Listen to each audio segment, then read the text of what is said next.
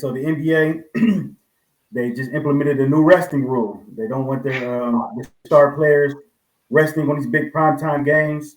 Teams will be getting fined over $1 million if they're resting guys that are injured. So, Adrian, how do you like this new rule? I love the rule. Honestly, I do. I was when I seen it, I was happy as could be, man. It's just the fact that we even are here tells you how much money these guys are making and tell you how big their egos has gotten. Thanks to Greg Popovich, this is where we're at with the league. Now there'll be no more just milking the clock, having Kawhi and PG both sit out, having Steph, Clay, Draymond all sit out, and having these guys sit out. I just think the fans pay this money to go watch these teams, man. Come on, just play, man. Don't give me this. Don't give me this. Oh, I got a sore finger, this or that. I think it's a great rule, and I think it's going to be the guys playing. They don't want to play 82 games. Hey, the CBA will be coming up soon, and they can renegotiate that. But I just think this is great for the fans. This is great for the league. It's been too many times where I've turned on ABC Saturday night game, Warriors versus Bucks, and Giannis isn't playing, and Steph isn't playing. It's like, come on, man. This is what we came to see. The NBA is a league about stars, and these values of star when these guys just sit. Yeah, I totally agree. It's going to be exciting for me as a huge Kawhi fan because he's the king. He's rest lord. He's the king of resting. Yes, sir.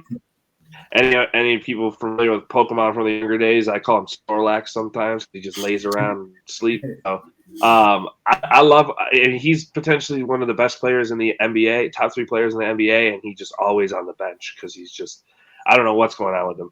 So, yeah, I think it's great. Yeah, like Adrian said, their egos have gotten too big. You need to bring them back down to earth. You know, Icarus flew too close to the sun on this one, and I think, yeah, they definitely have to – teach these guys in some way, and if this is the way that they have to do it, then so be it. They have, people pay too much money to go. Like, how many times as Pistons fans do you go? Like, if you're going to catch a game, do you want to go?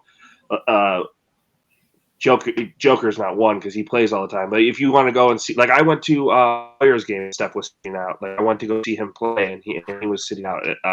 So yeah, I mean, people pay good money to go see these guys play, and if they're not there, you're going to be upset. Yeah, agree 100%.